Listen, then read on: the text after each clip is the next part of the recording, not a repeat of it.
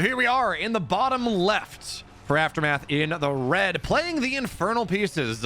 At times, the best Infernal versus Vanguard player in the world. It's Snoxtar. And his opponent, formerly a Celestial, now a Vanguard, showing us. He says, you know what? I just like this race. I think it's more fun. He's from Team Liquid. It's MaNa. So we're going to have to see how this happens. We saw Laser Dumpster Denver last week in this matchup. A lot of Weaver timings. Now, I've been trying those Weaver timings on my own ever since, and I keep running into HA's Quanta. And HA's Quanta keeps going 2-base Helicarrier at 5 minutes, and I'm like, I'm on 1-1, you know, I'm on maybe double Conclave. I don't have enough stuff anti-air to kill your 5-minute Helicarriers, and it's bad. But anyways, that is my own ladder experience, and that is not what's happening here. I'm sure my timings are not as crisp as what a Laser's been doing. And again, his builds are very, very crisp. But the reason I bring this up is there was a lot of discussion last week about, trying to ring around the Rosie, the Fiend will survive. There's been a lot of discussion in chat last week about how, you know, Infernal versus Vanguard is just unplayable for the Vanguard. It's too strong. And I don't know exactly how. And like, they're like, I don't think this is beatable. Well, I disagree. Say that to my really bad win rate versus Infernal versus Vanguard players, but also, you know, top ladder stats. And I'm excited to see how this thing is gonna work out. I think there's a very real world where it's just like Laser's the best Stormgate player in the world right now. And a lot of that imbalance that we saw last week is, you know, some imbalance. Weavers are really strong, but also it's just a Laser's that good. So we're gonna have to see. For now though, Snoxtar, you know, he's just gonna creep around, take advantage of.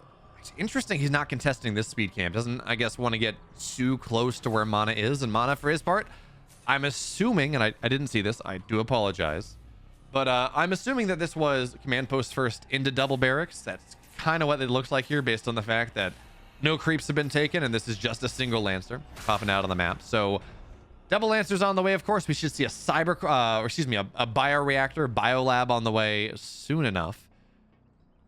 And what is this? Ooh, what is this, Bob? Is he Sentry? Is he just I guess he's just going to take a quick third. All right. Yeah, so he's just going to go and I think this is this could be for a sentry post or something. Try to go hold this position. I'm not totally sure. But for right now, so the Bobs are going to fight this to add a little bit of extra damage. And by the way, MaNa's on tier 2, so he has that promotability. Lancers now have, let me see if I can get it to click up. It's more than 356 HP.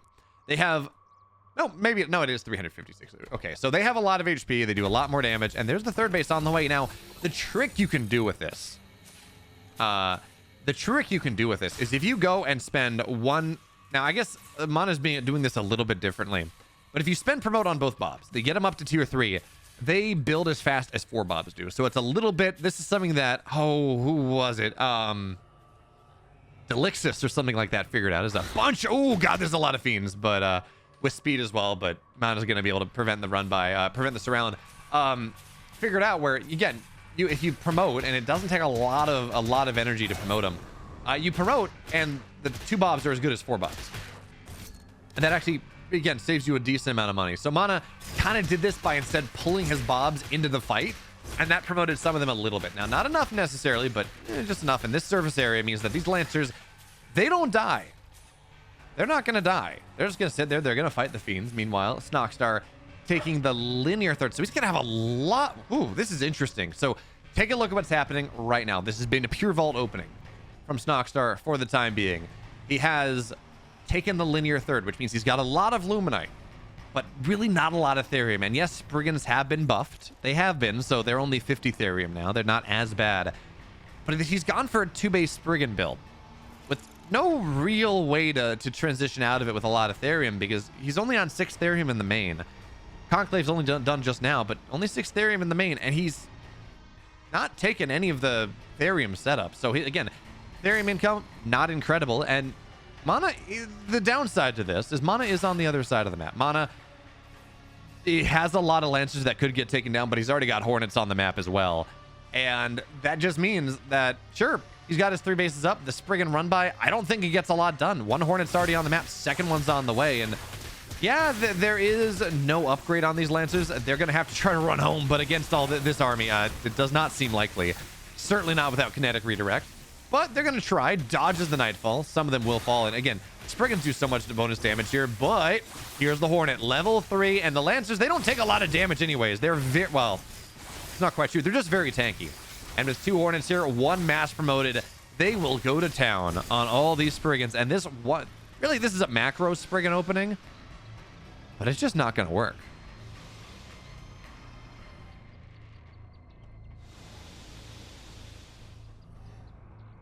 It's Storm 1 saying, we're talking about the promoted Bobs. Mixu does it a lot. Don't know if he came up with it. It's Delirious, I think, or something like that. He's a guy in Discord. A guy in Nina's Discord as well. That is that came up with that. So now return to hangar on 2 of the Hornets. In fact, 3 of them. They're just going to run back home. And in fairness, you know, MaNa is going to get pinned back a little bit. He has a Hornet count. That does mean these Spriggans are okay, but not great. Or sorry, the Hornets are good. But with Gaunts on the ground, it's not quite as easy to just fight the Spriggans and be happy about it. But again, MaNa's on 3 bases. MaNa is very, very good in this type of setup. His economy's going like gangbusters. He's going to get more Therium now. And only just now is Snoxtar going off the single Therium patch, which is kind of the problem as we look at this setup. Now, it looks like Nightfall went down. Or sorry, Plague Axe is going down on these Bobs. No overcharge has been popped just yet. And we will see the turret go down. But again, the Hornets are doing a great job. They're doing a fantastic job against all these Spriggans. And return to hangar, well, one of those maybe dies. I'm not actually totally sure. No, it gets back to the hangar in time, even with the infest. And this bust just doesn't work. I don't think a lot of Bobs went down. MaNa now, he has a lot of Lancers. They do have kinetic redirect at this point. Eventually, we're going to see Medtechs get made. I assume Exos get made. And this timing that Snoxtar has gone for, yeah, it's on 3 bases. But it's kind of all in.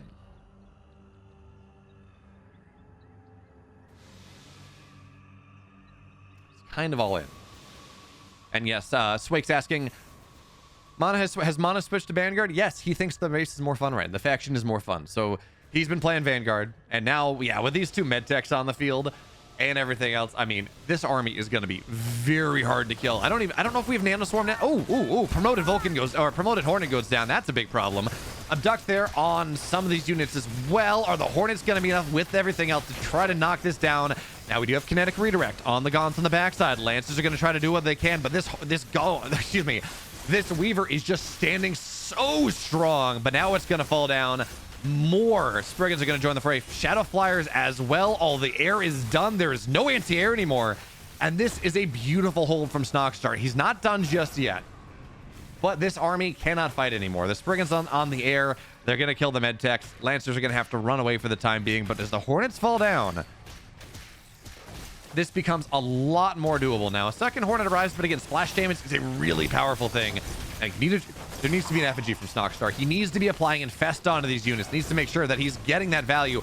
He's not, and now there's a Graven on the field as well. It does so much damage to these light units. It does, and that's ignoring the sticky bomb, right? It is 25 damage to all these light units. It has a jump. It has a cloak passively after 3 seconds. You can't see them easily. Target them down before they engage into you. Now, there's a Weaver, and that does make a big difference, right? It does have this detection. It's a lot easier to fight. But these sticky bombs go down. And not only does it go and do damage and slow down movement, it also slows down attack speed, also slows down, not that it matters here, but slows down production speed. And these sticky bombs are so impactful. They're making it very, very hard for Snoxtar to fight. But you got more, and the Weaver count is rising. So you do have to dodge Nightfall. More Gravens starting to join the fray. We need to see more sticky bombs getting added in here. More Lancers as well, coming in from a bit of a flank. And I want to say Snoxtar fighting off Shroud is a tremendous mistake. That's where he is. Now there's an effigy ready, but sticky bomb gets split away from once again. Graven, I think, well, the Weaver's dead, and another Hornet's going to join the fray. Now it tries to go drag sticky bomb on top of the units, which is how you want to play this.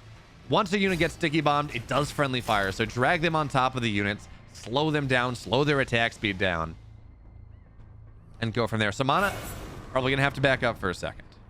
MaNa's going to have to back up. His army not quite where it would like to be. Some of these Graven are low, and this health camp has not been claimed, so there's no regen for the Graven. There's no med techs on the map right now, and that is a bit of a problem. But a 4 Graven run by, they're cloaked, and powerful thing, by the way, when we talk about the Graven, not only can they go and kill bases, that's very nice. When they go and they infiltrate a base, not only do they, oh no, he clicked with the wrong Graven. That's not great. Again, you would rather go and heal this Graven right up, but also they shut down the top bar. And if you're aiming for a fight as you go for these infiltrates, there we go. Look at the damage. What's it? 25%. So 4 Graven, they just kill a base. It's gone. Top bar gone as well. This is MaNa's timing to maybe get something more. There can be no Nightfall. There can be no Shroud Stone. There can be nothing else. And the entire army of MaNa is going to show up on the right side to try to take these Graven down. Again, Shadow Flyers, they are detectors, so it's really hard for these Graven to escape. But there's attack on the other side. Maybe going to be worth a little bit more. Man, the bombs are good. Bombs are very, very good. He's going to look for maybe an opportunity to blink on a low ground and escape. But I think these Graven fall down. But the problem is this attack with Quick Draw Hustle, with everything else. Yeah, we're going to see the Weavers. They're going to recall.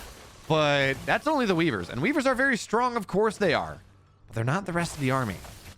These Graven on the high ground, hiding away, looking for that infiltrate, taking down maybe the Greater Shrine. Once again, more Graven coming in from the backside. And it's a big flank coming in. Effigies are going to fall down. Nightfall, well, it doesn't really hit. And now the, oh God, these sticky bombs are doing so much on the backside, doing so much to just really separate this army. And yeah, Weavers are tanky, but against 25 damage per shot from these Graven, they're not tanky enough. Sticky bombs going down as well. And MaNa just leaning into his opponent's army. Now, as more Weaver, or excuse me, as more, I can't talk, as more Gaunts are going to start to arrive, maybe back up for a second. But this base on the north side is dead. MaNa has, or Snoxtar has not had the money to go regenerate it. The Graven are doing so very much. These sticky bombs are not being split up well against. And he's going to target it down before the sticky bomb goes off, which means he can't drag it into the army. And now Shadow Flyers, they're not doing anything. There's nothing in the air to shoot down. Kills everything in the army. And that means that this Hellborn is going to get slowed down, is not going to be able to escape Graven. Yeah, there's no bonus damage there, but there are enough of them. And again, MaNa continues to lean in. He's got a 5th base. He's got a 6th base done as well. And of course, it's flat 500 damage per infiltrate, Mixu was saying. I could have sworn it was percentage, but maybe that's what it was when it was teased on the Ortosis video, and maybe it has changed since then.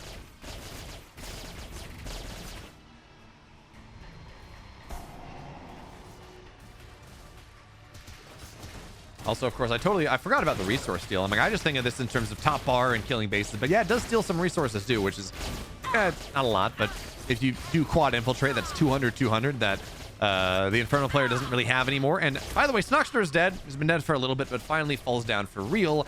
And that is game number 1. So game 1 was a command post first opening coming out of MaNa. Furious Resolve, and makes sense that you go for that on that map. And game 2, not quite the same as ideally this is what you want to do, right? Mine this out, go put a vault down, maybe put a meat farm down in the speed camp, speed up your creeping a little bit. But against a good Infernal player or a good Vanguard player, that is nigh impossible. The scout's going to get on top. You cannot. It is actually impossible. You can, once the scout finds the imp on the map, you cannot keep it alive. It's not possible. So meat farm, or I guess the second vault meat farm, is going to have to go down from Snoxtar in the main base. That slows him down just a little bit. And we will see, of course, the Hexen took some damage. He's going to go get the healing flower from this. Never mind. No, it didn't. I lied. I thought he was going to take the healing flower, but just scouts onto the high ground, sees what's up. And, you know, it's still double vault. Is still very possible to go and take this down with a couple of brutes. Certainly, as it's not the you don't take the armor debuff as well, so the brute lasts that much longer. And the creeping gets started. Meanwhile, MaNa cuts out his own trees, and this is always a little scary. The Vanguard player cutting his own trees, always a little bit scary, because it really does open you up to some fiend run bys. That can be a little bit interesting. What is this? Oh, yes, it is. So Shroud Stone's going to get dropped on the other side of the map, just outside of the natural. Excuse me. And what this means, we should see, there we go, Therium getting mined here. We should see a Greater Shrine on the way fairly soon, a Conclave getting added in. And this is for Weaver Teleport. This is a Weaver Teleport timing. We saw Laser do this against Denver quite often, but that was generally a 2-base thing. This is a 1-base double vault, single Conclave Weaver timing coming out of Snoxtar in this game number 2. Now, here's the thing. The Lancers are going to find this before it's done. They do bonus damage to structures. But there are still a lot of brutes here, more rallying across. So being able to go defend against this before this is done is still not easy. So for now, back onto Shroud. That's where you got to go. And I don't know how useful this is going to be. So Greater Shrine, halfway done. And even, by the way, as I say this, even if the Weavers aren't necessarily made, we do need to see a Conclave for that. Being able to go drop a second Shroud Stone matters quite a bit. Meanwhile, MaNa also doing some cool stuff, dropping this Buzzsaw Cannon on the right side to really go in and creep out this Luminite base, or this Luminite camp very quickly. It's going to be a pretty big deal. But MaNa, because he's only on 1 base, doesn't have to go defend the low ground. It's not that big of a deal. And again, we see no Conclave. Greater Shrine's done, but we're going to have to see a Shroud Stone. We're going to have to see a second hit maybe on the low ground moving forward, because there's nothing for Snoxtar to push with this.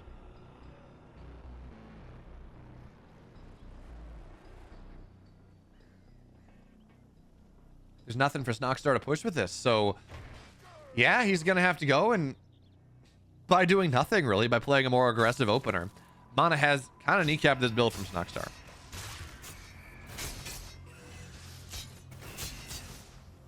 Silverdew asking, has anyone experimented much with Hexens yet? I haven't seen everyone upgrade the Hexen like ever.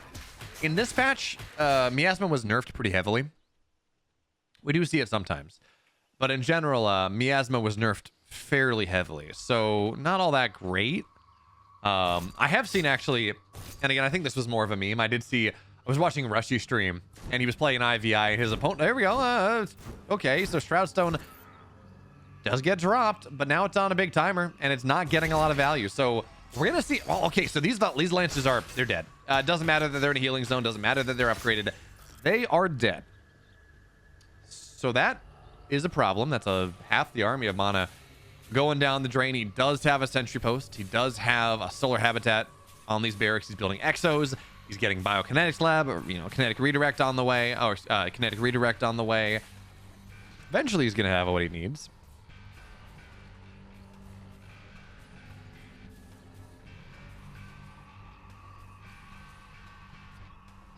But yeah, when I was watching Rushy play in IVI, he had an opponent that just maxed out on Hexens and just used auto-cast skulls. And it was kind of gross. It was very funny. I don't know that is legitimately good, or his opponent was just way far ahead. I haven't really tried it. But for right now, that's a lot of promoted Lancers. Certainly a lot of brutes. But the Shroud Stun buff, not really going to be there anymore. Effigy, of course, is on Shroud, so it's not going to be easy to kill. And there's a Hellborn getting at it. And I really expected to see Weavers out of this push. But Hellborn, they fire from quite far. They do a lot of damage. They can actually really, really do damage to these Exos. And it also means that you don't have to go and wait for Conclave. That all works together fairly nicely. And eventually, the Shroud Stone is going to be off cooldown once again. There's going to be enough Animus once again as this Hellborn has to run away. This timing, this looks kind of cool. Even though, again, the first attack didn't really work out all that well. And even though Lancer, it takes 5 or 6 Hellborn shots to take things down. Now there's going to be Nightfall on a lot of these low units, and there's no healing. So Morphines are going to start to get spawned. That's all the Lancers going down, but really a lot of the brutes have died too. That's kind of rough. And this flat cannon, undefended though, will get taken down once again. This Hellborn from the low ground is doing so much. And I don't know that there's overcharge. There's not enough energy for it. And these, oh god, these Bobs, they are taking so much damage. Now, there is a med tech on the field, which means there's more healing, and we do need to see these brutes run across. This is why, in part, I really would have liked to see some Weavers, because you can bring him into the fight instantaneously. As Sleepy Bone saying, you can auto-cast skulls. When there are enemy units nearby, they just spawn skulls. It is very fun.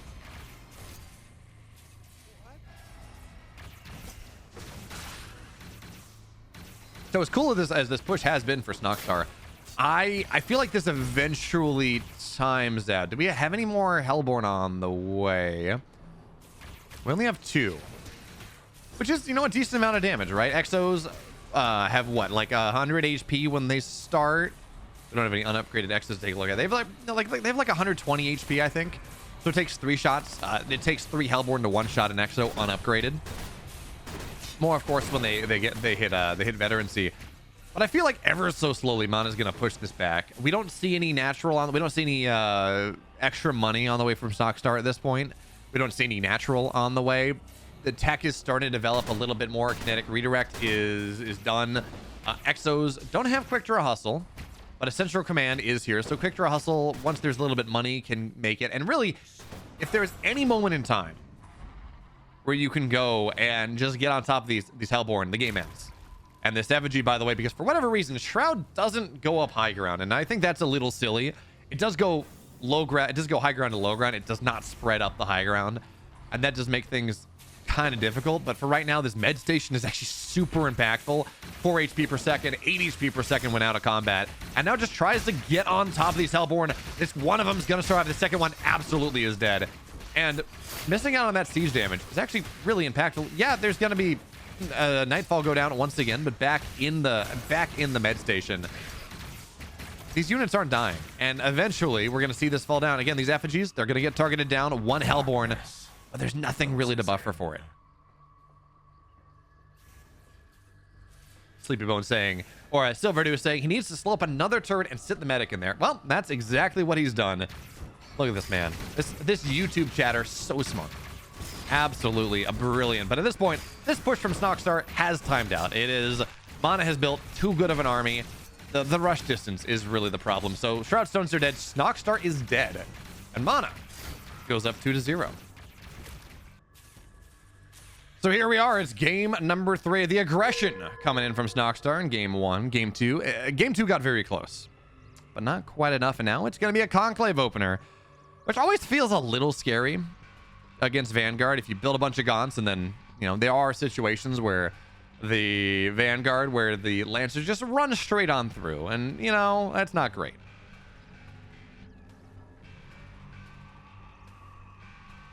So you do have to be very, very careful with your setup. And look at this, MaNa. Is he sentry rushing the middle of the map with the first Lancer? He did that last game, and that actually going for the rich resource base early. Okay, so there's the Bob. Barracks is done, so we can build a sentry post.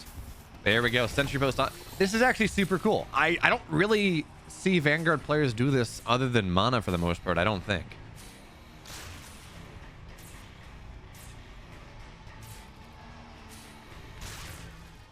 Yeah, so he's gonna put a Lancer. He's gonna go and Lancer. God, so one of my favorite parts of the pre-alpha and these early alphas was how much watching, again, we only had Vanguard in those early games, but watching players like Parting really optimize their creeping. Like, okay, I'm gonna bull a Bob, and I'm gonna go and I'm gonna have this scout. It's gonna be great. And I'm gonna go and I'm gonna steal my opponent's speed camp, and that's gonna win me the game. And it was all about that, and just lots of optimization. And MaNa's optimizing this to hell and back. He's like, yep, okay, if I pull 1 Bob and I repair it, if I repair my scout and I have a single Lancer, I can clear this camp. Not incredibly fast, but I will clear the camp. Meanwhile, second Lancer just gets to rally over to the sentry post in the middle, and now the healing camp is cleared. And yeah, there's anti-armor, but it's going to clear up eventually, and I mean, it's going to be fine. The scout is eventually going to be able to take this flower, heal up, start scouting again, and very quickly, far faster. Yeah, we talk about how Infernal players can creep much, much better than Vanguard players can.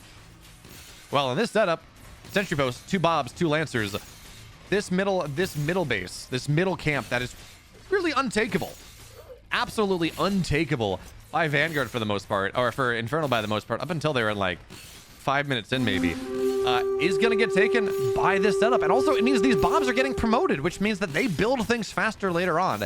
It's a really, pulling these Bobs like this actually is, yes, you miss out on a little bit of mining, but it's actually a really kind of interesting way of not wasting central command post energy to get your Bobs upgraded while still getting them upgraded. And now the mineral camp is taken. Now the health camp is taken. And yeah, you know, speed camps, sure, they're going to get claimed by Snoxtar at this point. But MaNa getting this big Luminite injection, it matters quite a bit. By the way, Sleepy Bones subscribing for 1 month at tier 1. Thank you so much. And by the way, I'd like to point out that, so ads, you know, hopefully they're never a big issue. Hopefully we never miss anything. But we have some Stormgate emotes on the channel now. We have Smudge. We have the Stompy Magmadon. And I want your, if you're watching this on YouTube, if you're watching this on Twitch, if you're watching this as a VOD later on, I want your feedback. What, if there are going to be more, if we're going to add more Stormgate emotes, GIF emotes, regular emotes, what should get added? What should I add? Because I got the Stompy's Magmadon, you know, I have Smudge. But of course, you know, there needs to be more.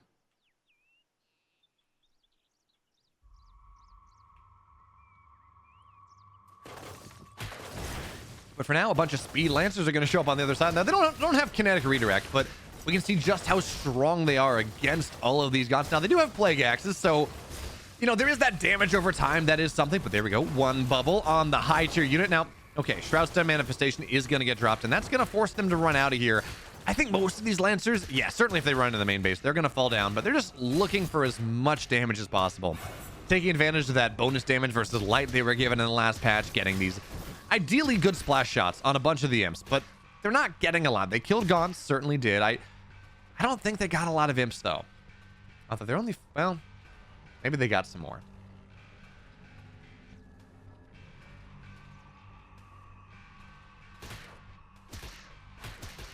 Real Spady Bozo saying, I don't think it's that that efficient to pull. I think it, so Bob Mining Time is too important. Well, he was already 10 out of 12 in the main base, which is 11 and 12 out of 12 is good, but not as good as going up to 10. Like in terms, it's a little bit more diminishing returns because of how the mineral paths work. So you really, like, when you pull those Bobs, you already were 10 out of 12. So it's not like you're not losing hyper efficient mining time, and you get a lot of money in the middle of the map. And also, again, you get these Bobs promoted, so they build other things faster. And I think at the end of the day, I think, as Mixu's saying, yeah, maybe it gets run over by a double vault opening. That is a little bit risky, but as this was not a double vault opening, it paid off in spades. Absolutely paid off in spades. And yes, also Mixu says you deny one base Infernal from getting the middle of the map. So this is a timing, though. And we see right here, Magmadon's in the late game. Once Exos are out, it's a bait. Absolutely, it's a bait. But against a bunch of these Lancers, I mean, there we go. They don't have Kinetic Redirect yet either. Against a bunch of these Lancers, Magmadons are very good. Bonus damage versus heavy is a big deal. And also, well, they just don't kill the Magmadon. The Magmadon is a very tanky boy. 480 HP and, well, yeah, he does no bonus damage. So the Lancers in the middle of the map, they're going to get taken down. Snoxtar catches them there. I don't know why MaNa took that fight, to be totally honest. I don't think that was very good. Sleepy Bones swapping to Twitch so you could rep the Dino Boys. Absolutely.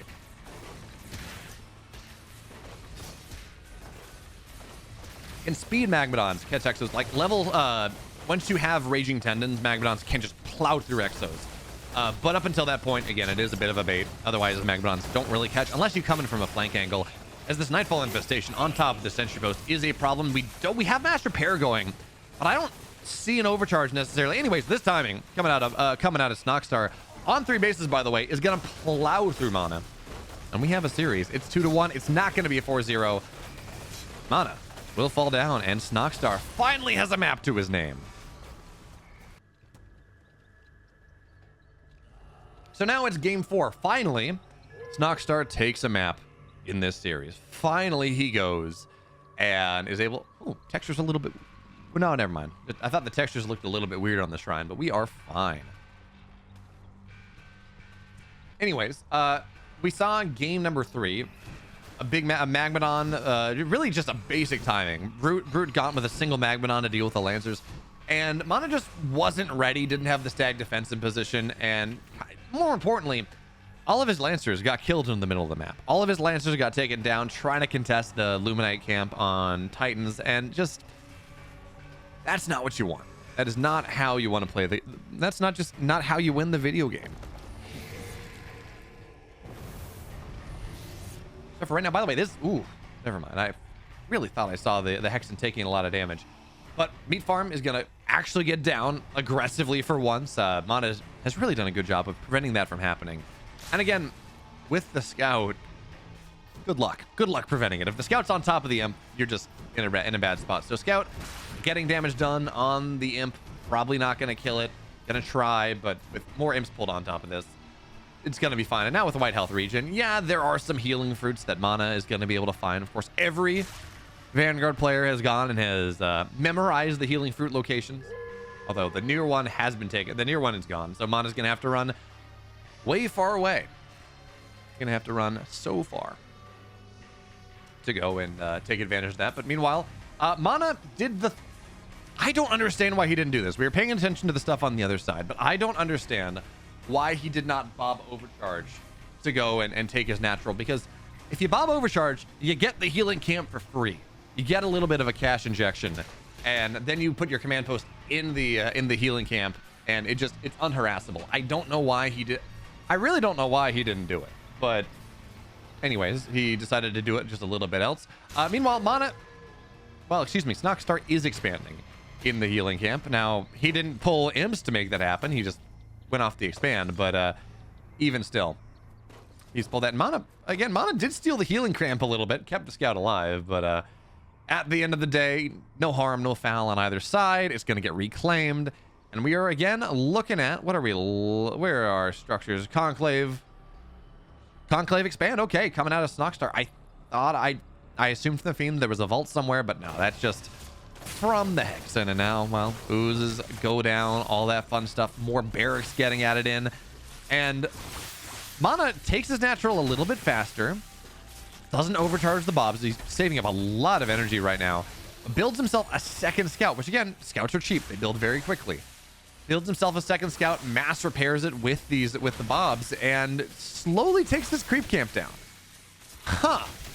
MaNa has a very different idea about how he decides to approach creeping in this game, and I'm sure he's done the math. Again, this is not how I see other Vanguard players going for it, so I wonder if pulling the bobs off the Luminite line to do this and have a little bit more map control, build things later on, is more efficient than not wasting, but quote unquote using overcharge to go take this health camp early on.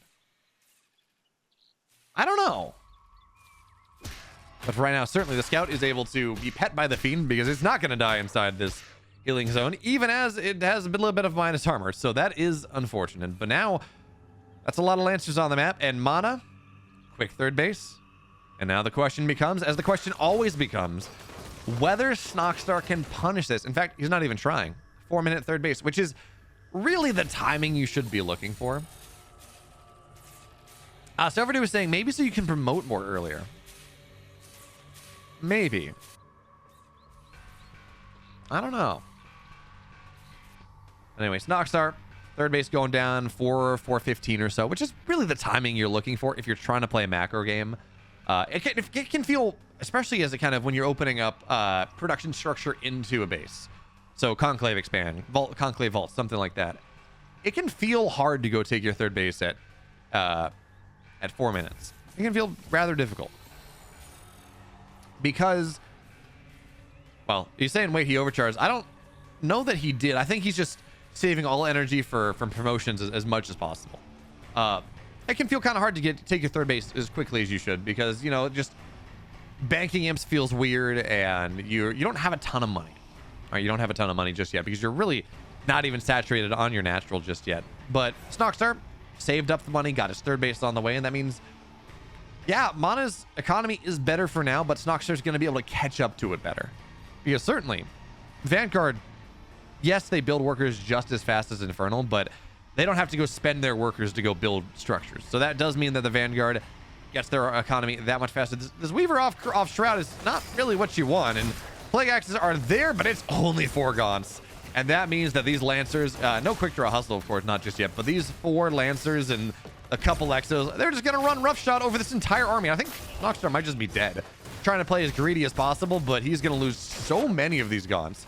The Weavers, or excuse me, the Exos, they were targeted down, and that is a really nice thing to do. They are expensive. They're closer to, say, maybe a Stalker probably is probably the financial equivalent than, say, a Marine. They're expensive, but you know, these Lancers, they kill a lot of Gaunts, and I guess they're not going to kill. I guess they're not going to kill Snoxtar at this point. There's Shroud everywhere. Nightfall, or excuse me, Shroudstone Manifest increases the Shroud. Effigies were dropped. The Weavers were able to rotate between the main and the third, and he's not going to die. But it was, in fact, a problem. Bike Rush asking, a laser was a best of 1. No, a laser was a best of 7. Laser won 4-1. And we had some very cool games in that series.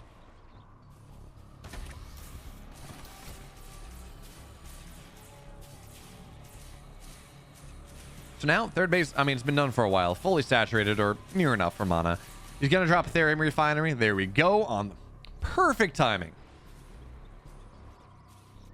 Do I know this game or what? But Therium Refinery goes down on the double Therium. So MaNa is fully on what can be considered 3 bases. Central Command, High Command on the way. Hangar base here. I would love to see a supplied solar habitat right next to it. So you get those helicarriers up pretty much as quick as you please. Goes up to 8 racks. Well, I guess 7 racks because he does have the hangar bay. It's going up to 7 or 8 racks very quickly. And again, all these things means he's going to get Graven helicarrier. Not as fast as we saw Mixu do against a Vortex. Not quite as fast, but this is a 3rd base version of this, not a 2 base version of this. And that is in part because it's Boneyard. And because Boneyard is a very hard map to attack across. Now, the Infernal player can if they drop a Shroudstone somewhere and can teleport Weavers on top. But otherwise, very difficult to attack into. So MaNa, he's got his 4th base. Starting to creep up these resource camps up just a little bit more. He's got Quick Draw Hustle, adding in Medtechs into his army. High Command is going to be done very, very soon. Vortex137 asking, wait, I thought MaNa was Celestials. He was. You would have, in the Stormgate Nexus, he played Celestials. But he has decided that he just enjoys this matchup more. Or this race more. He thinks Vanguard is a little bit more fun right now.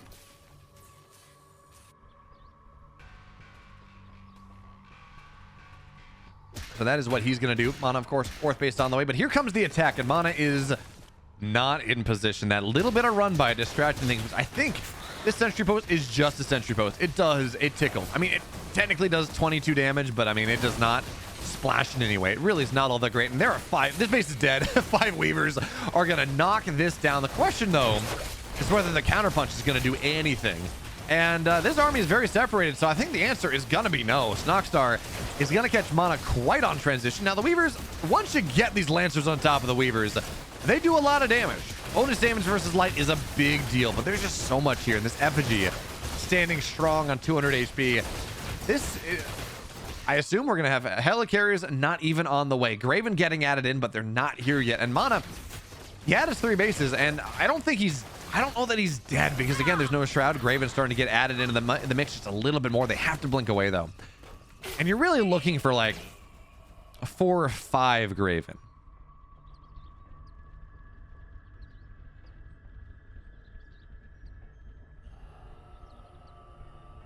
Four or 5 Graven. So, Snoxtar breaks the 3rd base. Luckily for MaNa, he had a 4th base on the way, so the economy's not horrible. Do we have any helicarriers on the way? It looks like the answer is no for now. He's going straight bio on the ground. I think the helicarriers, in case there's like a Spriggan, or the hangars maybe for like a Spriggan transition.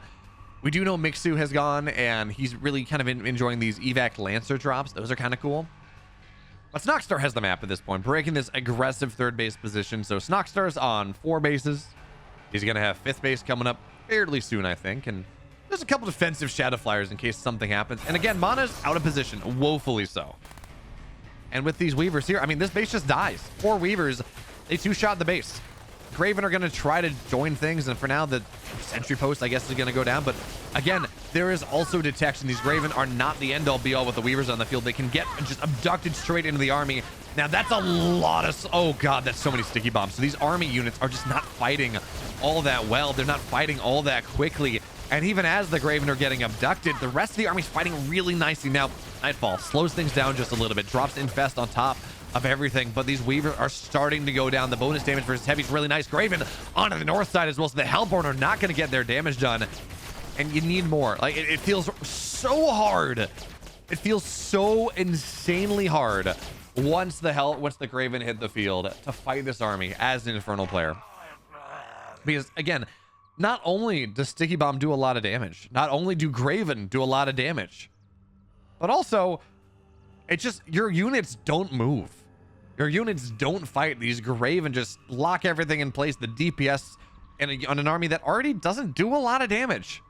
It doesn't do a lot of burst damage. The DPS slows down so much. Again, the abducts are really good, and they are making life a little bit more difficult, but the Graven are still dropping sticky bombs. So now we're going to have a Shroud Fall, and that does mean that any sort of Weavers, they're going to get added in a little bit more, but we do have Molten Touch as well, by the way, so that does do, you know, a little bit more damage to the rest of this army, but MaNa, his economy went way too good, way too early. And I think at this point, it's just really hard. The sticky bombs are doing just way too much on the top of the backside. So MaNa continues to run forward, targeting down whatever he needs to with the Exos, with the Lancers. Again, the Concave is really good, and the Magmadon stomping forward, but it doesn't have the stun. It does not have Raging Tendon, so it can't get on top of this back line. It's just trying to disrupt, knock some of these Lancers down. And it does a pretty good job, actually. All things considered, Graven are going to join the fray once again. Weavers are detectors, so that does make it harder for the Raven to do what they want to do. Sticky Bomb doesn't get everything. But now, well, the Shroud Fall is done. Not a lot of Shroud to play with. And once Shroud Fall is gone, once the Shroud's done, getting these Reavers into the fight is really hard. I am Rave asking, so Graven Tech is more fashionable than Helicarriers. I think the Graven buff was really big, and I think people have started to realize more and more just how big it was. Now, of course, the eventual solution, the eventual army that the Vanguard player wants to be building does involve Helicarriers. But if you're MaNa and you're trying to push a tempo, you're trying to push an opportunity, you don't really want to get Helicarriers because they take forever. They're slow. You got to wait a while to get all 3 bombers up. If you're just trying to play this tempo as MaNa is, Graven are on the map faster, and they go and make things happen. So MaNa, 5th base on the way once again. He's got this base that's actually really hard to contest. It's just so far on the edge of the map, and with all the trees here, it just, well, now actually no, okay, the trees are still here. MaNa, again, it's just really hard to break through. So MaNa, he's gonna go attack forward once again. No Shroud in this situation, certainly knocking down some stuff, but certainly, you know, adding in Molten Touch is a pretty big deal.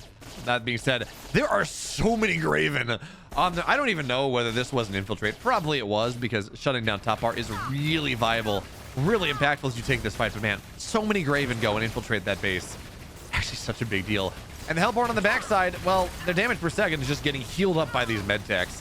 There's no Shroud here. Again, there's no Shroud Fall. Effigy can only be added right now because of the infiltrate. And these late games just become so really hard.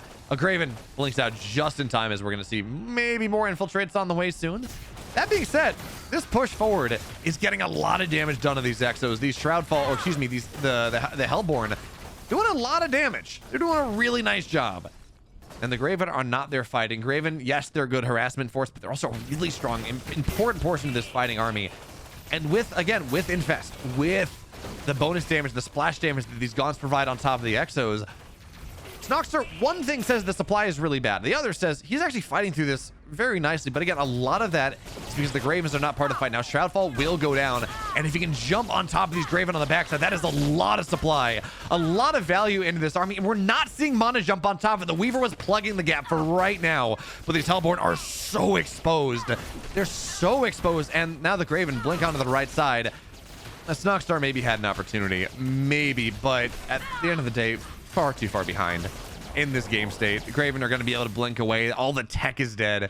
Snoxtar now down below 100 supply, losing. He doesn't have a lot of Animist anymore. He lost a lot of money from the infiltrate, and the inability to use the top bar was a problem. Now he does have a dragon. Dragons are heavy. They don't take bonus damage from the Graven. There's actually not a lot of solution to this dragon in general. So maybe the dragon with the Hellborn with the Molten Touch, maybe that's going to be enough to break this down. We are starting to see a lot of these units go down. The target fire from the dragon, really useful. And even though, yes, there is survival protocol on these Exos, well, they're still not, Infest means they're still not surviving all that well. And this is a big turn. This is a massive turn. Eventually, we're going to see some anti-air. Eventually, we're going to see some Hornets join the fray, maybe something like that. But Snoxtar with his Dragon out, that's a big turn. Cosmic Beard asking, I forget, can Graven shoot air? Where are the Graven? Did all the Graven... where did the Graven go? Where did they all die? I think the Graven might have all went down, but Graven can shoot up. I was going to try to show you how much damage they do, but the Graven can shoot up. That is a lot of Fiends taking this base down as well. And Snoxtar has won this game in the late game, significantly so. Like, that looked like he was dead. The big supply lead that MaNa had, but you get this Dragon out, and really no prep for it. It means this base for MaNa will fall down. Fiends take this down, certainly. What do we have? No upgrades on the Brutes, so they could be tankier, certainly. This game is going to go even later, and... Okay, there we got more Graven. It's the same attack. The KU-9s, 10 damage versus everything, 25 damage versus light units in the air is the answer to your question. So, yeah, we're going to see Snoxtar try to take this base. He's not going to be able to take this base, by the way. Too many Lancers right here, but there's a Dragon. Now, that being said, Dragon on the other side, this V5 rocket launcher is just distracting the army. It will be a free 2 Fiends, but more importantly, distracting the army as there's a full central push going down right now. Graven are going to get on top of this base. They're going to try to take it down, but at what cost? Is this worth it? I do not think so. Shroudstone gets manifested just in time before everything goes down. And yes, the sticky bombs. They're doing what they can. They're doing a great job. They are. But there's a Dragon on top. There's not enough anti-air anymore. And if they can fight through the sticky bombs, this army that Snoxtar has is just not easy to fight. So, base on the right side, looks like it's getting dealt with a couple Lancers. And MaNa is handling that one, certainly is. But these sticky bombs in the middle of things are slowing this attack down so much. But there's a Shroudfall now. And yes, the Flayed Dragon, sure, fine. It's taking some damage, but it's regenning up a crap ton here. 7% of 800 is a lot. It has the ability, I think... I'm assuming it has the upgrade to go suck that Infest right back on top, so it does not die easily.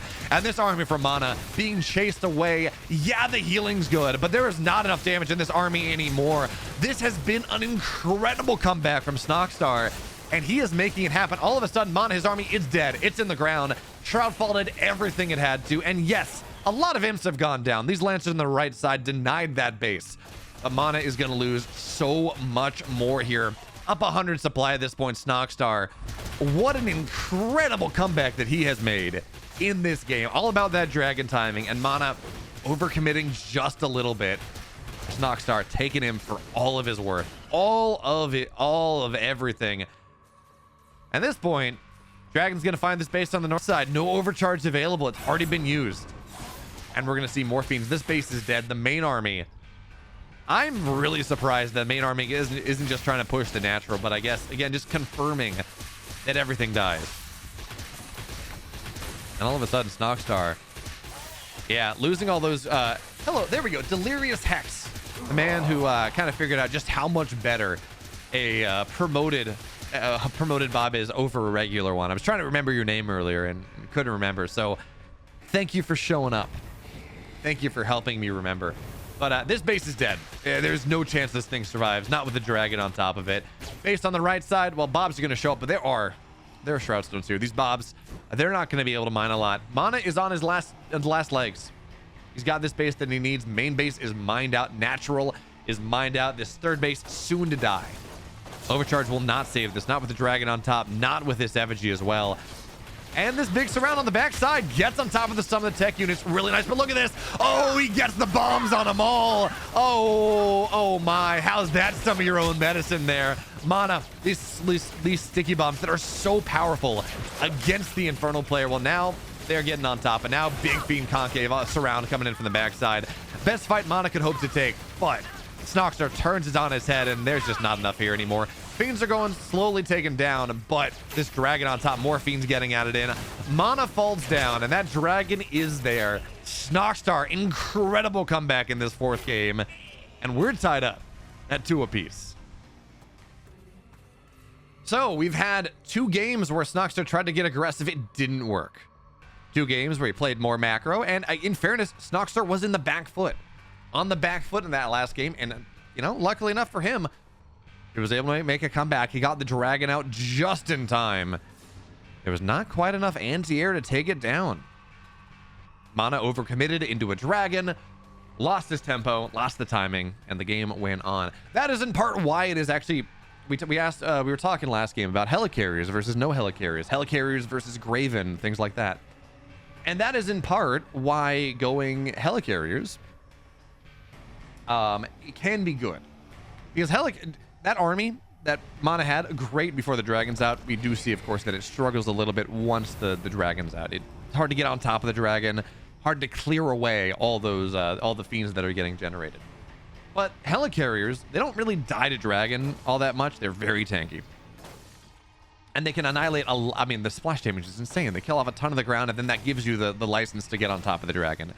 Obviously, it's never easy. At this high level, nothing is ever easy. But, again, getting those helicarriers out very quickly can give yourself just a little bit more beef to your army, and give yourself this ability to kind of clear out your opponent's army that much more.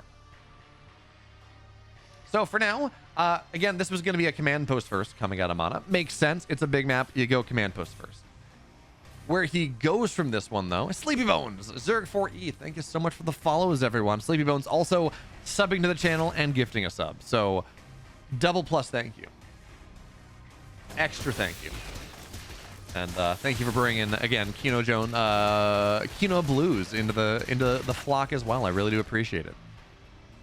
But anyway, this is going to be a Conclave expand coming out of Snoxtar. Again, not a lot of surprise. If you have this creeping power early, it does make sense to take advantage of it. Otherwise, well, I have tried Shrine first. And I don't feel, it doesn't feel like you get enough out of it. You know, like theoretically, because of the buffs to Vanguard Eco, it makes sense that you would try. But because of how Vanguard production scales, if you can get like a bunch of gaunts out early, you have the map, so you're able to creep their creeps, and it actually is really nice. So instead of kind of splitting and then falling behind because you're not building as many units, and also you can't power build, so the shrine is slower. You're saying, yeah, you're gonna build faster, you're gonna build your structures faster and be able to build more workers faster, but I'm gonna get a lot of money on the map, and that's how I'm gonna try to balance things out. Is how that's gonna go. So for now, we're gonna see nice actually creep jacking here out of Snoxtar. He takes a lot of the Shadow Mastiffs, and you know, some of these Lancers are fairly low. Effigy gets dropped. It's gonna have to waste DPS taking that down. Shadow Mastiffs, of course, are dead. There's no speed zone here, but I think every single one of these gaunts goes down, and I don't know. Well, maybe as more gaunts arrive. Nightfall. Oh, one bait. Okay, very cool. So he actually went up to Greater Shine very quickly. Tries to catch this, but he's not, unfortunately, going to be able to convert into Fiends. The Nightfall doesn't it lands, but enough bobs are pulled off with a Master Pair that is going to be fine. Meanwhile, of course, taking a look at this, Greater Shrine is done. Natural's done. More stuff's on the way. I don't see an imp pulled, though. So that should mean that this setup is not going to turn into you know, we're not going to turn into like a Shroudstone push, something like that. Sleepy Bones saying, oh my god, he got totally caught out and then just promoted and ignored it. Not really, Sleepy Bones. He pulled 4 bobs and just formed a wall, and they just master paired through it. So it wasn't that he ignored. I mean, he did have to pull workers off the line. It just, you know, mass promote is a reasonably good heal at this point in the game. And you know, he got caught out, but just not a lot of gaunts. 4 gaunts versus 4 Lancers, vastly in favor of the Lancer player. Just not even close. So from that perspective, you know, sure, he got caught out and got promoted and ignored it. Sure, but also not really. So for now, third base now done for Snoxtar on the double Luminite setup. What do we have? Ritual Chamber done. Plague Axes on the way. Snoxtar didn't even kill MaNa while taking a 3-minute third and tech. Vanguard clearly Imba. Mixu, I'm sorry that I am happy that you understand the right of it. I'm so happy that you understand how this works. Very. Oh, that is the wrong thing that I wanted to move this. There we go. Make that a little bit more even.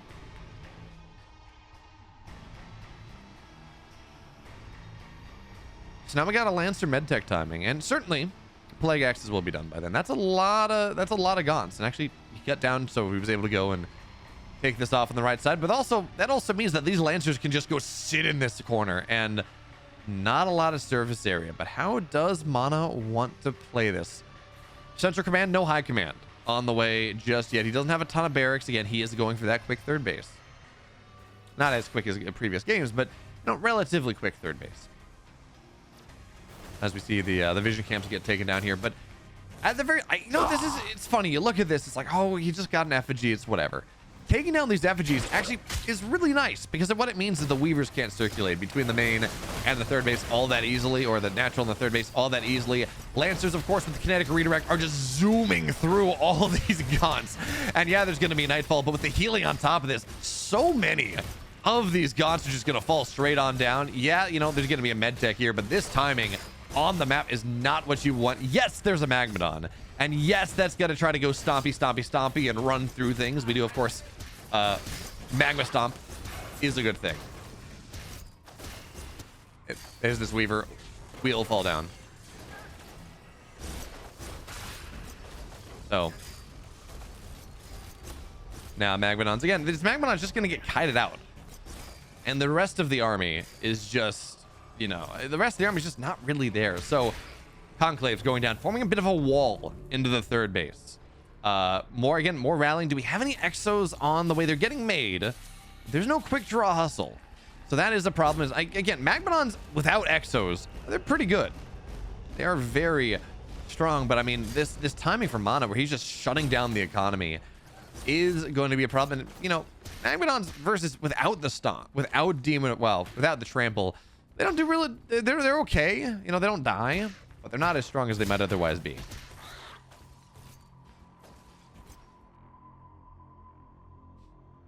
Real Speedy Bows are asking, does Snoxtar have a Smurf account? His main says no games in like 2 months. But yeah, everyone's got a Smurf account. Parting is like half of the top 10. So it's funny. You're like, yes, the Celestials, everyone up top. But it's like, okay, well, half of those are parting. So are they truly Imba? Maybe. I don't know. But it's hard to judge. So that timing did found a lot of value for MaNa in this game. Didn't kill Snoxtar, but got some imps. Certainly killed off a couple Weavers, killed off a ton of gaunts. And now we're on the next round of tech. Certainly, more exos getting added in, med techs. Where is our biolab? What is in? Is anything getting researched? Not at the moment. Not at the moment. I'm a little surprised, and maybe Mixu or someone else, Elf maybe, can tell me why we don't see Vanguard players going for this. But they did move down what's it called? They did move down the speed boost, System Shock. They moved that down to tier 2.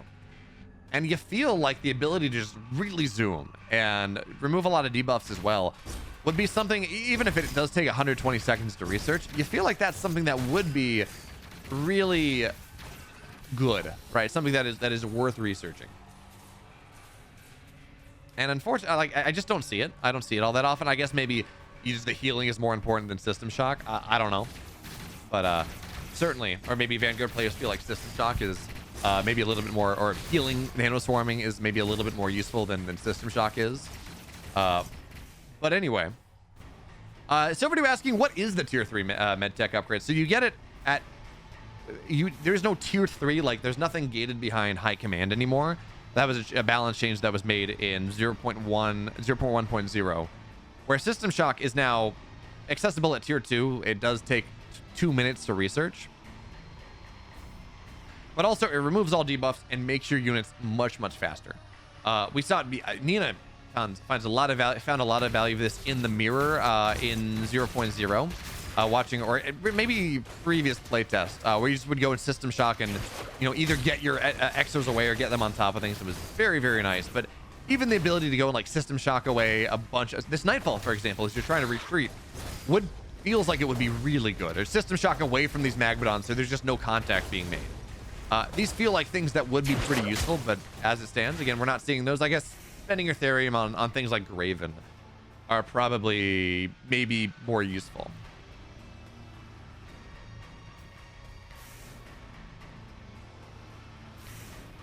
Yeah, Jesus Vargas saying, we see that on ladder, just not in pro games. I don't see System Shock on ladder. I see a bunch of other stuff.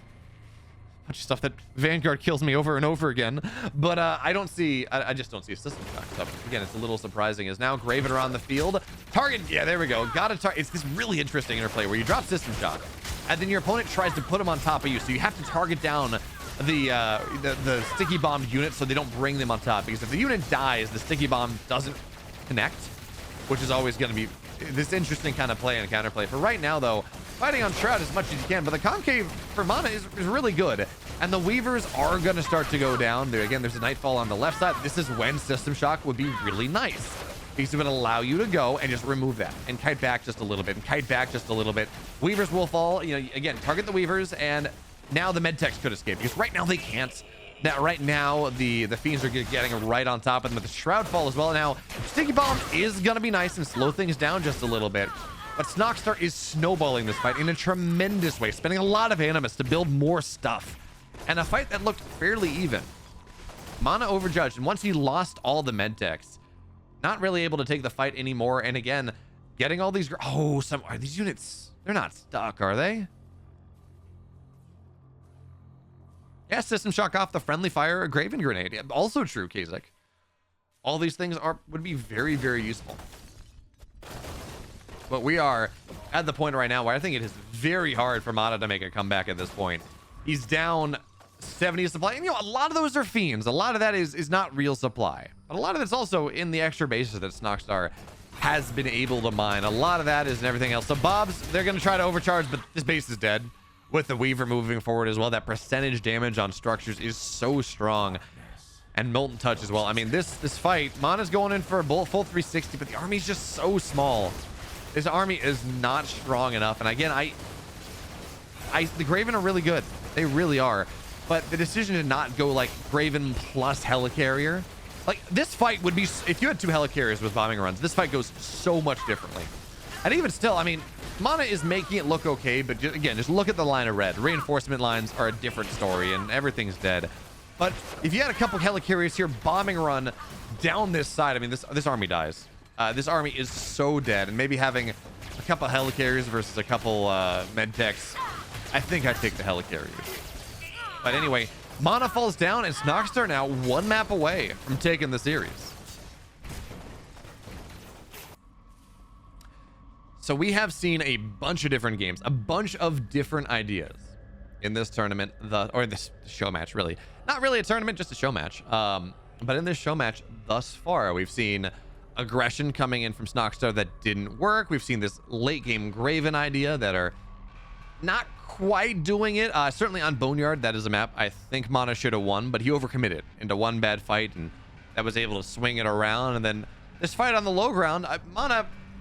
It was looking good up until the point where reinforcements really started to arrive, and some sticky bombs friendly fired onto his own units, and all of a sudden you're doing less damage, you can't run away, and life is pain. Again, I do think System Shock, if you're not going to get Helicarriers, I think System Shock for that added mobility is really useful.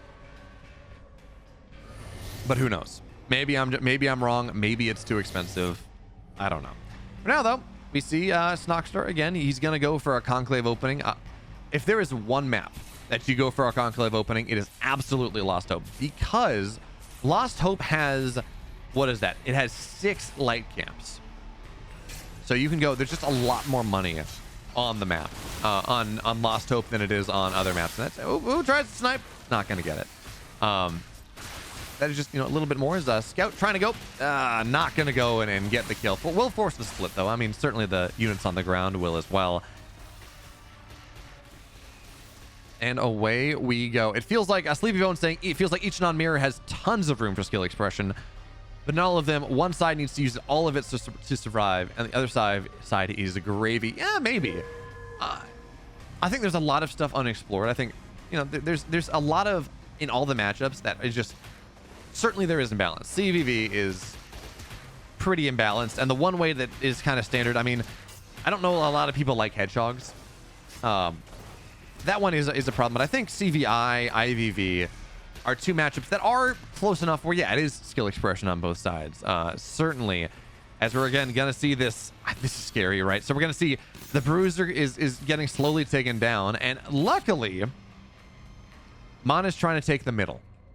That's actually super important. It means that this bruiser camp is not going to get claimed. It's not going to get jumped upon by the army. Although, you know, at this point, with 2 lancers here and a buzzsaw cannon, this paltry army from Snoxtar is not going to kill things. It's not going to take that cannon down. And in fact, it probably would have lost him quite a bit. As how? Oh, okay. So the scout got the camp, and it was just never retaken. So that half an HP per second is actually really impactful. It's really important. So we're going to see a surround attempt on these lancers, and one of them will go. Oh, no. MaNa could have gotten out of it. He could have killed the fiends. Instead, does not get him out, but he is 1 base off this. He's got kinetic redirect on the way soon. Second barracks getting added in, and what do we see here? Shrine done. Imp. Yep. Backdoor attack. Okay, so this is going to be the, I don't know if we want to call this the laser timing, but he's going to go and he's going to put a shroud stone right here. He's going to backside in. He's going to take these trees down. He's going to put up, he's just, again, going to put that shroud stone right there. And God, these lancers taking that bonus damage. You cannot lose these lancers early. It is so important to keep every single unit on the map.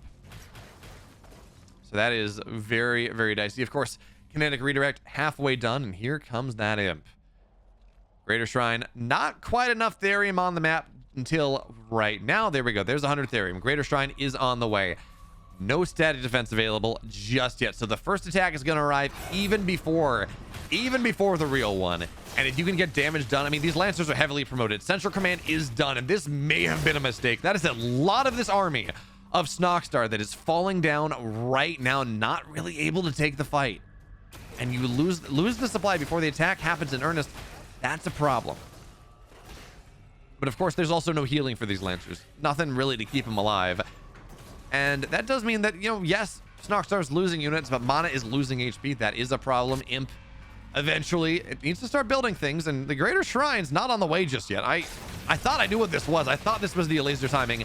Now there's the Shroud Stone on, or meat farm on the way. Oh, okay. I thought I knew what this was. Apparently I didn't. But for right now, Bobs are going to get overcharged. We do have Plague Axes. That is the problem. Not an effigy ready to get dropped at the moment, but once you add these Plague Axes, if you get more Shroud on top, again, Infest is pretty powerful. I really thought, especially with this being a Conclave setup, we were going to see a Shroud Stone go down, and we were going to see Weavers get teleported into the fight, but I guess that's not the case. In fact, there's still no Greater Shrine. This is just an all-in off the gaunts and trying to hold on. MaNa doing what he can, and the power of this attack is not nearly as strong as it could have been. I think Snoxtar thought he could win the game off this. I think he thought he just had the game in the bag and didn't want to spend more, but he was woefully incorrect.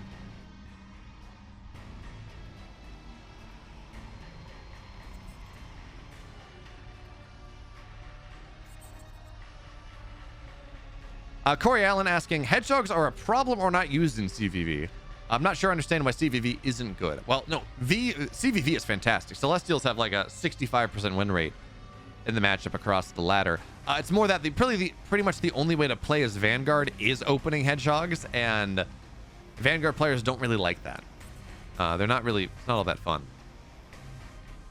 And even then, you still probably die. So for now, we're going to see this. Okay, medtechs are in the army right now, and look at this.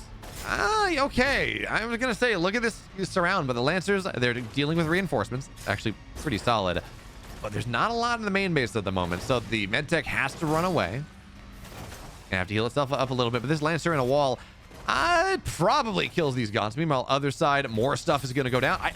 Snoxtar's kind of dead, right? I think Snoxtar's kind of dead. And yeah, the army's retreating over just a little bit, but again, with kinetic redirect, these Lancers can run for the most part. Now, there's no quick draw hustle, so it's a lot harder for the extra exos to escape, and there is that. But Snoxtar, the Greater Shrine on the way now, he's still only on one base, and I think he's overcommitted to this timing. As I say that though, MaNa, these units are getting pretty low now. If you get on top of the gaunts, they're gonna shred, and there we go. On top of the gaunts, more attack speed, more move speed. These gaunts, certainly without any sort of infest, they don't have effigies to them. They're just gonna die. And now there's an effigy, but it is way too little, way too late with the med techs here healing up a little bit. I don't know that this army is big enough to go crush the game. Greater Shrine's done, certainly. Yeah, there is that Nightfall. Oh, excuse me. Squirrel bug. But there is enough to just take such a pole position in this. If Snoxtar left this game, I would not blame him whatsoever. Like, there's just nothing here. And now his production is segmented off as well. So there's the vault. There's everything else. And Snoxtar will fall down.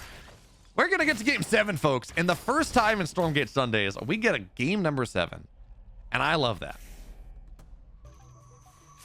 So now we're in game number 7. Game number 7 of this second series, this final series of the day. It's MaNa, it's Snoxtar. It's been a really good series up until this point. And I am really curious. It's going to be interesting to see how they decide to play this. As we get into our final game. We've been seeing MaNa do some really interesting things with getting sentry turrets, sentry posts on the mineral bay, or on the Luminite camp, and taking that very early, doing some really interesting optimizations. And I think we're gonna see him do that again with the Bob here. Some really interesting creeping optimizations that I don't know that I've seen from anything else. And for now, you're not gonna see a lot happening with this. The question also is, how does Snoxtar choose to break this? Because we've seen some late games that have gone... Every single late game, for the most part, has gone Snoxtar's way. But again, I do feel like going... like, the thing, MaNa has been missing going helicarriers. And I think adding helicarriers into that army does deathball a little bit more. But maybe not to this... Like, it does, but I think adding the strength of the helicarriers when MaNa's on 5 bases, I think it's a mistake not to. Because it is just, first of all, it's really hard. I know Alpha's talked about that, there's some sort of targeting reticle that shows where the helicarrier is going to take its bombing run. I have never seen it. I have never been able to see it. And that does mean that, well, I don't know. Maybe just a second. But regardless, it's very hard to dodge those bombing runs. Certainly,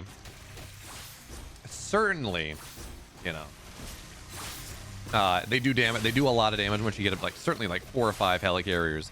And that's kind of, again, if MaNa has 5 bases, if MaNa has on 5 bases, right, he can get double hangers and get up to that helicarrier count reasonably fast. And then, Gaunt helicarrier is, or not Gaunt, Raven helicarrier is very hard to deal with. But for right now, again, we're gonna see this low Lancer go and try to take this down. Now, because there is a healing camp, the Lancer will I want to say regenerate just a little bit, but even still, for now though, Fiends are going to try to find their way into the main base where there is not a lot doing. Overcharge is certainly a possibility, right? You can just mass repair and things just don't die. So MaNa with this pretty dang efficient creeping. Yeah, the Buzzsaw cannon gets low for a time, but really only that's when the Cleaver, the Bruiser, and the Cleaver are attacking. Once these 2 smaller units go down, the Bruiser is not going to take this down. So MaNa in a very nice situation. He's got his central command on the way. Again, that's going to be for,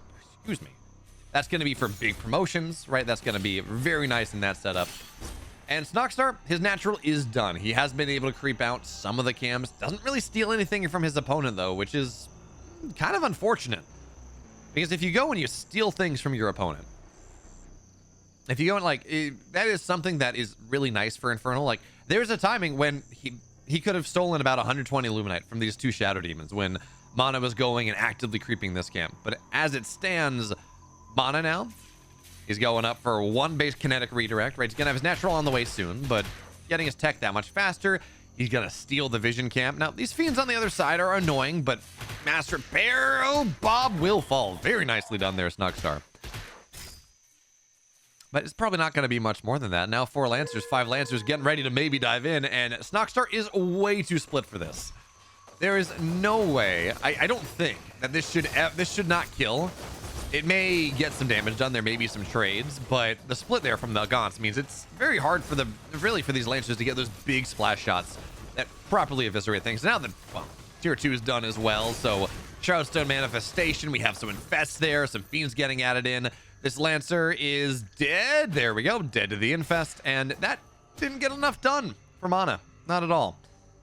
And now Morphines are going to try. I mean, these Lancers are very low if they can get on top. Extremely low if Snoxtar can get on top of them. So for right now, more reinforcements are going to show up. Kinetic redirect is on the way. You know, about a third of the way done. Give us another minute and we'll have it. Natural, just about complete for MaNa. And Snoxtar, for his part, he's on 2 bases. Plague Axe is on the way. Excuse me, Plague Axe is done. Reaper's Rush on the way. But it does beg the question, and this is always the question that we have to ask ourselves as we move into things. Where exactly do you go? So early game, Lancers can be strong. Snoxtar holds on.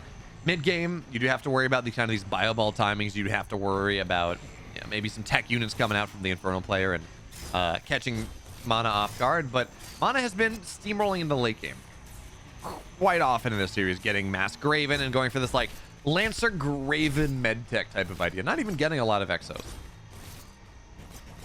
in part because there are not a lot of you know, Magmadons are a bait, they're not incredible, and most of the other units are light units, they're not heavy units, so it doesn't really make sense once you kind of hit this. You want to have exos on this timing, so if you get aggressive on the map and, you know, your opponent builds a couple Magmadons, you can tap them down. But, you know, super late. It does feel in a lot of games like Graven do just replace the exo to some extent.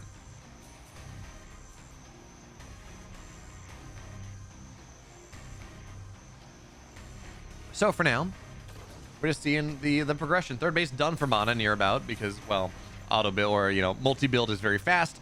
Third base halfway done for Snoxtar on the Therium setup. I would like to see a shrine right here on this Therium patch as well, because long distance mining this Therium is heinously inefficient. It is extremely painful to deal with. So that is, you know, again, I would like to see a 4th shrine. This is one of the problems that Infernals do deal with, and that they don't have a Therium mining structure. So they have to spend a ton of money. They do have to spend a ton of money to make sure that things are up, and, you know, so it goes. But for right now, it's a lot of Gaunts. We have Reaper Rush done. Nothing else coming out of the Ritual Chamber. A couple Magmadons getting added in, and that's really interesting. I don't see a Hellforge anywhere. Maybe on the 3rd? No, that's a Conclave. No Hellforge here. This is just going to be a great big Magma Gaunt timing coming out of Snoxtar onto the 3rd base. And it remains to be seen whether that will work. So for right now, MaNa, where is his army? Here's his army. Okay, creeping north side. And, well, if Snoxtar kind of realizes what's happening, this 3rd base died. This 3rd base way just yes, there's gonna be mass repair. Yes, there's gonna be an overcharge on these bobs, but they're all dead. The bonus damage versus light from these Gaunts is way too strong. And MaNa, in this game number 7, just extremely out of position. And yeah, Lancers are gonna arrive right now, and Magmadons don't really have the stomp, so that's not really something available at the moment. But now they're going to get on top. And again, even if they don't have the stun, they're body blocking. They're doing so much bonus damage, and they're converting so many of these Lancers into Fiends. The Lancers just not getting to the connections that they need. And MaNa, this was absolutely an idea. This was absolutely the plan coming out of Snoxtar, realizing that, okay, it's tier 2 creep camp timing. My opponent's gonna go get the speed camp, most likely, because that is good. That is what I want to do. I'm gonna kill his 3rd base for it. I know his army's not gonna be in position, and he doesn't have any scouts on the map. There's no vision. There's nothing to show properly what's happening here. Nothing, no early warning sign. And now I'm a 3-base Infernal player. You're a 2-base Vanguard player, and you have to get something done. And there are not enough exos really to tap these Magmadons down. This is 3 exos. That is not what it needs to be. So for now, can MaNa hold on to this? I think he can hold on to 2 bases.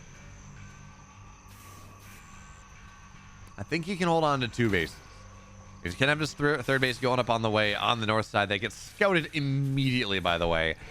But he's going to be 3 bases to 4, right? This middle base is not something that is contestable. Not really at the moment. And Weavers are getting added in, which means these medtechs are less effective. And this setup, Magmadons, they're just going to stomp forward. Exos, they can kite as long as they would like to, but again, you can abduct them. They're not all that useful. Nightfall, nice split there for MaNa. Nightfall's not going to find what it really needs. And again, MaNa just has to kite away. This army is really strong right now. So certainly Lance is getting on top, getting big surrounds on the Gaunts, not allowing them to fight into the Exos, which is properly what they need to do. But there's just too much here, right? Effigy gets dropped down, and it just eventually the Infest kills everything. The supply lead that Snoxtar has is way too strong. And now, well, the third base was there. Say goodbye to the third base. Third base is going to go down once again. There really isn't not a lot that can be done to save it. Even with the Effigy, you know, getting spent in the middle of the map here, allowing the Weaver to be a little bit more mobile. But this third base is going to fall down once again. And this entire game hinges upon the fact that Snoxtar knew MaNa was going to go take this healing camp, killed the third base, did not let him back into it. And that means that Snoxtar takes the 4-3 in a very good series. And that means, again, that Snoxtar wins this Stormgate Sunday for himself. Now, of course, if you like this and you want more Stormgate stuff, go follow me on Twitch, twitch.tv/BeoMulf. Go sub to the YouTube channel, because almost every single Sunday, we're going to have a couple best of sevens. They're going to be good games. I'll see you then. Thank you so much for joining me. Catch you next time.